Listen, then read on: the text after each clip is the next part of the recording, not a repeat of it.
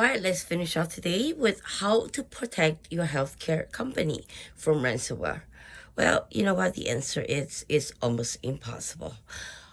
You can only do prevention detection. However, if hackers want to hack in, they will hack in no matter what. It will take them half a year. I don't care how many years, they will do it. So let's start. Protecting healthcare organizations from ransomware requires a combination of technical controls, staff training, governance, and instant preparedness. Healthcare is a frequent target because EMR or electronic medical system or medical records such as PHI, personal health information for mental health, mainly medical devices and scheduling systems are essential to patient care. So imagine if it's disrupted. Asset inventory first. Maintain an inventory of all servers, workstations, mobile devices, medical devices such as MRI infusion pumps, ventilators, cloud services, as well as third-party software. Well, that is kind of a given, right? I mean, if you start a healthcare company with all these services, you have to document, obviously, the equipment and everything that is in, your healthcare company or hospital. And also identify system containing patient health information, PHIs. Second, do regular backups. Follow the 3-2-1 backup rule. 3 copies of data, 2 different storage medias, and 1 copy kept offline or immutable in a remote location. Test backup restorations regularly, as well as either real-time backup or a nightly backup. But with healthcare industry, real-time backup is actually essential. Patch management. Promptly apply security updates to operation system, EMR software, medical equipment, and network devices. And prioritize critical vulnerabilities. And this is obviously for the privacy officer. Multi-factor authentication, we all know that. Access control, apply a principle of least privilege. Okay, this is really important. Remove unused accounts, review user permissions regularly, and separate administrator and standard user accounts. So, for access control, there should only be 1 privacy officer from the privacy office that has access to modifying employees' access to certain parts of the EMR system. And that should be only for 1 person. So there has been no mistake, and accountability is on that 1 person, and you'll go back to 1 person if something is wrong. And that is what it should be practiced. And that's the best practice, method. Email security, we all know that. Endpoint protection. Install modern endpoint detection and response tools. Keep antivirus software updated. Monitor for suspicious behavior rather than relying on signatures. Network segmentation. This is quite important. Separate clinical systems, administrative systems, medical devices, as well as guest Wi-Fi. Well, guest Wi-Fi is kind of self-explanatory. However, clinical systems separating from administrative system, medical devices, it might not work the optimal way because they really should be integrated.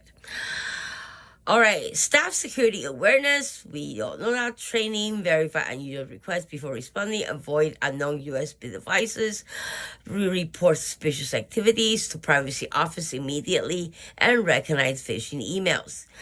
Incident response plan. Now, this is one topic on its own, but to be simple, let's say detecting ransomware, isolating infected devices, activating backup. When you isolate the infected devices, that means you take it offline, completely off the network. Okay, so it's completely off. No one can access it. The hardware or software or whatever, it's gone. Always make sure you do that. Internal communications, regulatory reporting, as well as patient care continuity, which is very important in healthcare. Conduct tabletop exercises to test the plan before you put it into action. Continuous monitoring, secure remote access, use VPN or Zero Trust Network Access, ZTNA. Disable unnecessary remote desktop services, as well as restrict remote access by role and device. And like I said, that should only be 1 person's job. And accountability and responsibility goes to that 1 person. Medical device security.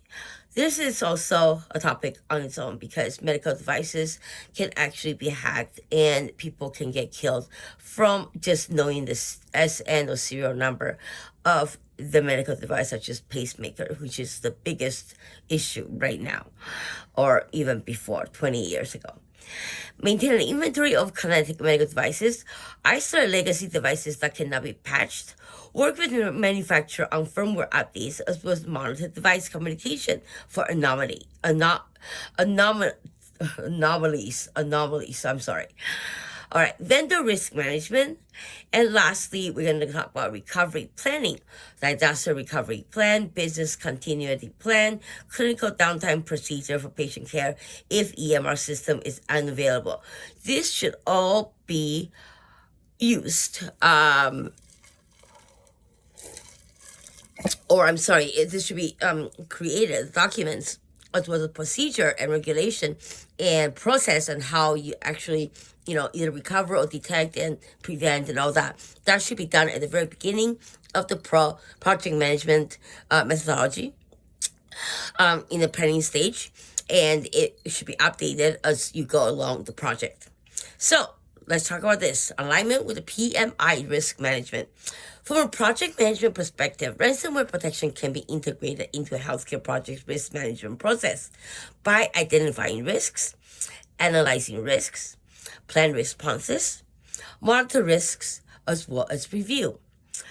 So, in healthcare, priorities for ransomware planning should focus on protecting patient safety, preserving access to EMR records, ensuring continuity of critical clinical services, safeguarding patient privacy, meeting regulatory requirements, as well as recovering quickly with minimal disruption to core.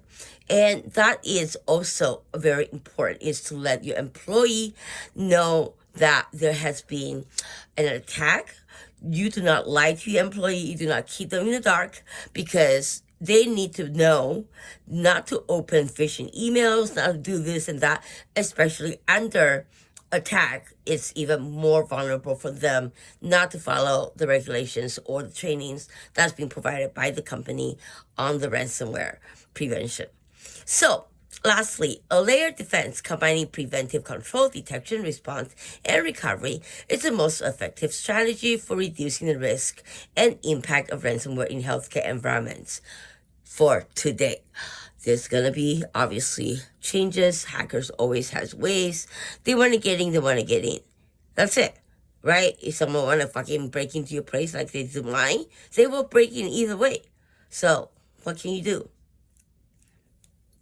I don't know.